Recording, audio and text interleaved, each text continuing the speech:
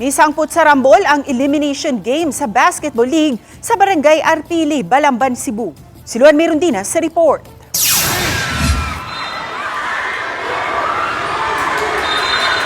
Kuha kini sa netizen nga si Richard Michael Minorias pasado alas 8 sa gabi niadtong May 1 sa sulod sa sports complex sa Barangay Arpili, Balamban. Mato ni Konsehal Eunice Repdos, nagkainitay ang mga fans o players sa team relocation ug team kutkutan nga nagsangka alang sa elimination round aron makasulod sa Magic 4 sa under 21 category. Sikit kaayo ang punto sa duha ka teams apan pag-abot sa last 3 minutes nilabaw og 8 puntos ang team relocation. Dihang 23 seconds na lang ang nahabilin sa dili pa matapos na ang game og 6 points pagihapon ang labaw sa team relocation, kalit lang nga niundang sa duwa ang team kutkutan.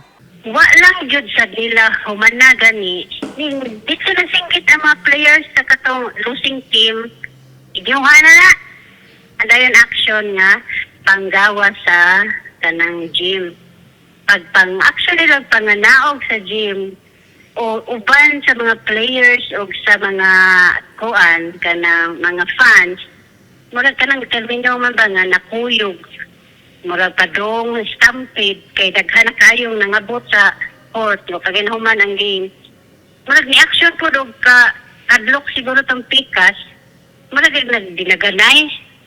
Unya tungod kay murag na-absent gyud sa dinaganay dito na nahitabo ang action na og sumbagay. Nahunong lang ang rumble sulod sa sports complex sa abag sa mga opisyal sa barangay ug sa SK. Ug aron di musamot ang pag-initay sa duha ka teams, unang gipagawa sa sports complex ang team relocation uban ang ila mga kabanay ug fans. Apan pagawa sa sports complex, kalit lang matud pang gisumbag sa amahan sa usa sa mga fans uban ang iyang barkada ang coach sa team relocation.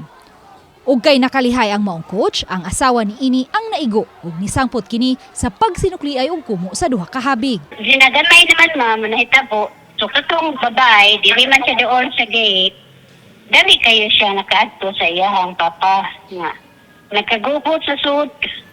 Moto niya diwa pod klaruha sa katong amahan o sa iyahang barkada nga medyo nakainom. Adto sa gym o bitsa na lang sa sumbag.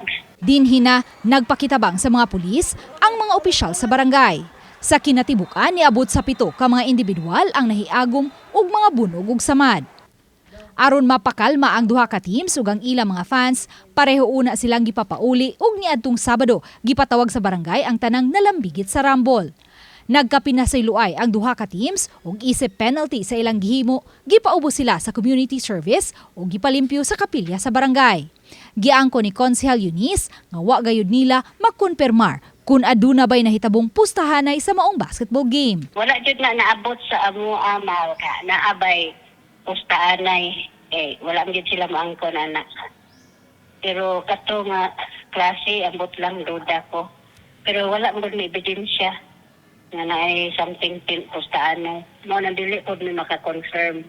Ang Naasoyng Basketball League, usa sa mga kutay sa mga kalihukan nga gihanay sa SK ug sa barangay, subay sa naghinangat nga fiesta sa ilang patron nga si Senior San Isidro Labrador karong May 15.